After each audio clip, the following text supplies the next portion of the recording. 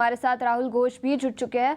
शुक्रिया समय निकालकर ईटीना स्वदेश के साथ जुड़ने के लिए। राहुल, सबसे पहले आपसे पूछना चाहूंगी, स्टॉक स्पेसिफिक आइडियाज क्या रहेंगे आज के लिए?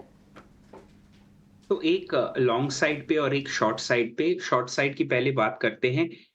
दोनों कंडीशनल बाय और सेल रहेंगे बिकॉज़ डाउन साइड का potential, I agree with my colleague, अभी भी है, बट अपसाइड का पोटेंशियल अनफॉर्चुनेटली 25,250 जब तक निफ्टी क्रॉस करता है, अपसाइड पोटेंशियल नहीं दिख रहा है मार्केट में।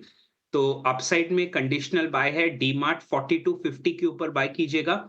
स्टॉप लॉस 4000 पे रखिए, स्टॉप लॉस सॉरी 4250 के ऊपर बाय कीजिएगा, स्टॉप लॉस 3900 पे रखिएगा और 4600 और 5000 का टारगेट रखेंगे डीमार्ट में।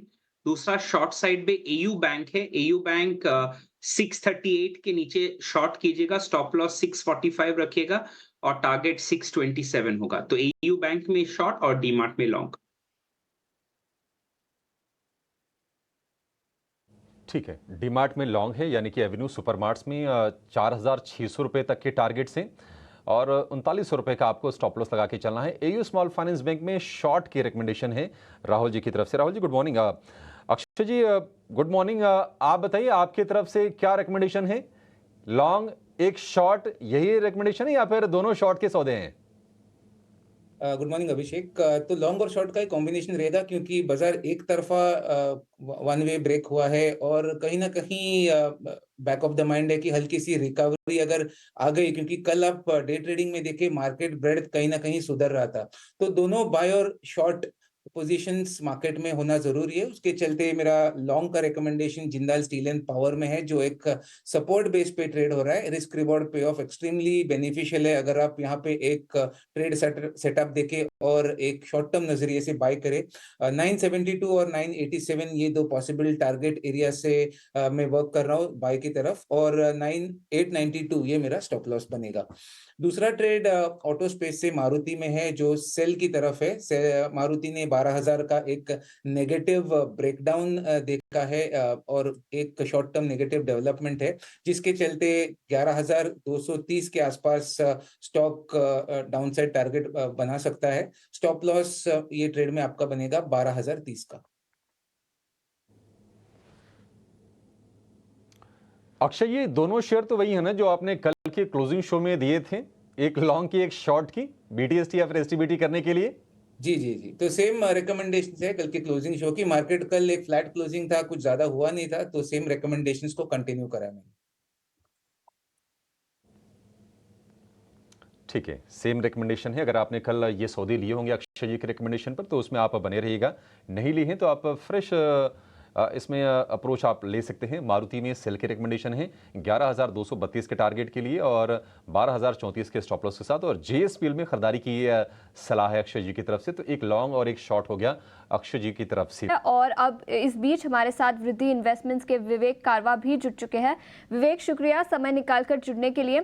सबसे पहले नतीजों की बात करते हैं। अब तक दूसरी तिमाही के नतीजे अक्रॉस द बोर्ड सभी सेक्टर से कमजोर रहे हैं। रिटेल की बात करें तो डिमांड कमेंट्री डीमार्ट की काफ़ी कमज़ोर थी। ऑटो सेक्टर से बजाज ऑटो ने भी अपनी गाइडेंस घटाई।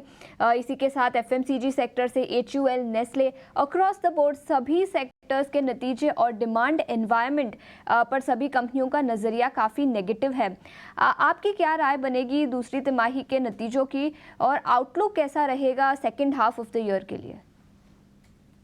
गुड मॉर्निंग सबको। देखिए, ये जो क्वार्टर था ये ओवरऑल एक्सपेक्टेड था कि अगर 15% से ज्यादा ओवरऑल एवरेज रिटर्न्स आ जाता है तो बहुत अच्छा रिटर्न्स होगा, और एज एक्सपेक्टेड रिजल्ट्स ज्यादातर या तो म्यूटेड थे या फिर बिलो एक्सपेक्टेशंस भी थे। और इसका नतीजा ही हम लोग, ये मैं बहुत बार कह चुका था कि वैल्यूएशन बहुत ज्यादा है और रिजल्ट अगर खराब आएंगे जो एक्सपेक्टेड है तो वैल्यूएशन में करेक्शन होगा।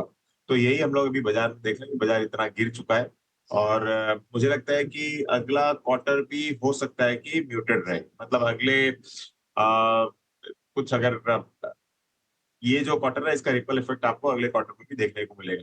तो अगर 12 से लेके 15% आ जाता है तो बहुत अच्छा होगा बाजार के लिए, और जो लग रहा है कि आज के दिन वैसे होने वाला नहीं है। तो मैं बहुत बुलिश नहीं हूँ, लेकिन हाँ, ओवरऑल ये करेक्शन के बाद मुझे लगता है कि आपको सिलेक्टिवली जहां जहां अच्छे रिजल्ट्स आ रहे हैं वहां पे आपको देखना होगा। लेकिन कोई भी क्रूड ऑयल अगर जंप करता है, वॉर काइंड ऑफ सिचुएशन आती है, तो वो एक और रिस्क बाजार के लिए है। तो बाजार ये सारा फैक्टर इन करके एक रेंज में बैठा हुआ है, और ये भी मैं कह रहा था कि एक रेंज में रहने वाला है। 2024 अगर हाई सिंगल डिजिट्स रिटर्न मिल जाते हैं बाजार से तो बहुत अच्छा होगा। तो बाजार रेंज बाउंड रह सकता है और दूसरी तिमाही के कमजोर नतीजे और मैनेजमेंट कमेंट्री का रिपल इफेक्ट तीसरे और चौथे तिमाही में इस साल दिखाई दे सकता है। सुमित मूलचंदानी भी जुड़ चुके हैं। सुमित, बहुत बहुत स्वागत है आपका। सुमित, सबसे पहले तो मैं आपसे एक बार आईटी पे ही टेक लेना चाहूँगी, क्योंकि एक दो दिन से थोड़े से मोमेंटम में ज़रूर रहे हैं ये आईटी काउंटर्स, और कल जो नैस्डैक की तेज़ी थी, हालांकि मेजर कंट्रीब्यूशन तो टेस्ला का ही था, पर एटलीस्ट मूड खराब करने का काम नहीं किया नैस्डैक ने। तो ऐसे में कोई आईटी स्टॉक जिस पे सुमित आपको लगता है कि नज़र रखनी चाहिए? Hi, good morning to all. Morning. तो देखिए, यहाँ पे कोफोर्ज ने काफ़ी अच्छा रन अप ऑलरेडी दे दिया है, लेकिन अगर आप मेजर आईटी स्टॉक्स की बात करेंगे, इन्फी हो गया, टीसीएस हो गया, तो वो एक सपोर्ट पे है। तो मैं यहाँ पे एक पुल बैक का वेट करूंगा, एग्रेसिव बाय अभी भी मैं नहीं करूंगा। इन्फी का अगर लेवल्स की बात करें तो आप देखिए कि 3-4 सेशन से ये 1840 से लेकर 1845 का सपोर्ट लेके पुल बैक ले रहा है। तो यहाँ पे वेट कीजिए, अगर ये स्टॉक 1880 के ऊपर सस्टेन हो रहा है तो फिर एक पुल बैक ले सकता है टिल द लेवल्स ऑफ 1920। इसी तरह से टीसीएस ने भी देखिए 2 दिन से ओपन लो का कैंडिडेट है और सपोर्ट अपना बना रहा है 4000 की लेवल्स पे। तो स्टॉक अगर यहाँ पे 4080 के ऊपर सस्टेन कर रहा है तो फिर 4160 यहाँ पे पहला टारगेट रहेगा। तो बिल्कुल बाय लिस्ट पे है, लेकिन एग्रेसिव एंट्री मैं नहीं लूंगा फिलहाल। HUL पर फोकस करेंगे। याद रखें, निफ्टी एफएमसीजी इंडेक्स पर भारी दबाव दिखा था कल के ट्रेडिंग सेशन में।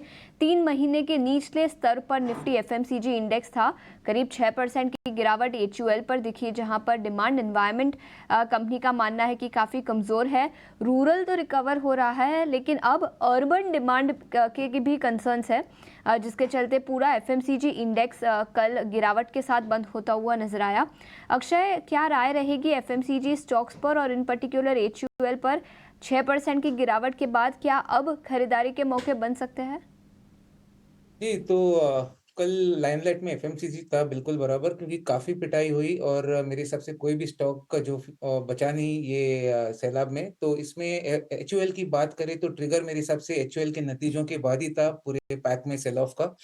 तो यहाँ पे तो काफी बिकवाली हो चुकी है। अभी सपोर्ट कहाँ पे या कहाँ से थोड़ी सी जो राहत मिल सकती है स्टॉक में, उसे हमें अगर टेक्निकल स्तर पे खोजना है तो सपोर्ट एरिया है करीबन 2425 के आसपास।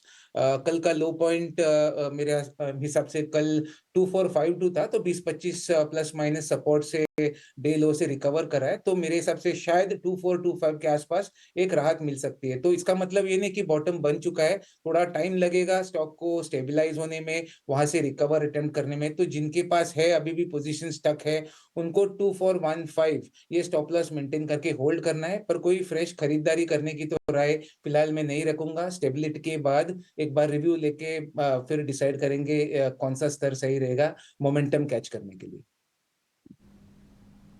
बिल्कुल, तो ये राय HUL पर और एफएमसीजी इंडेक्स पर। इसी के साथ ऑटो स्टॉक्स पर भी नजर डालेंगे।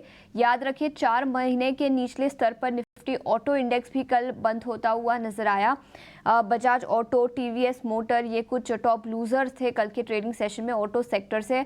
बजाज ऑटो से कुछ दिनों पहले मैनेजमेंट की कमेंट्री काफ़ी कमज़ोर थी, जहां पर उनका मानना है कि across the board demand environment काफ़ी कमज़ोर है। और राहुल, क्या राय होगी ऑटो सेक्टर पर और बजाज ऑटो पर इन पर्टिकुलर? पिछले 1-आध महीने में देखें तो स्टॉक में भारी गिरावट भी दिखी है। तो स्पेसिफिकली अगर पहले बजाज ऑटो की बात करें तो एक अच्छा राउंडिंग बॉटम पैटर्न पे स्टॉक आया है। तो डाउन मूव जो हुआ, एक हेड एंड शोल्डर्स से ब्रेकडाउन हुआ, ब्रेकडाउन के बाद एक सप्लाई जोन से फर्दर सेलिंग आया है। करंटली एक बड़ा डिमांड जोन जो राउंडिंग बॉटम से बना है 10,000 लेवल से 9,000 लेवल्स पे बना है, जहां पे सपोर्ट ले रहा है। और मेरे ख्याल से यहाँ पे से एक मूव 11,200 की तरफ आप देख सकते हैं, तो बाय कर सकते हैं। बट ये माइंड में रखना चाहिए कि मार्केट का ट्रेजेक्टरी डाउन है, ये अपवर्ड मूव थोड़ा सा स्लो हो सकता है, बट अपसाइड का पोटेंशियल डेफिनेटली है काउंटर पे।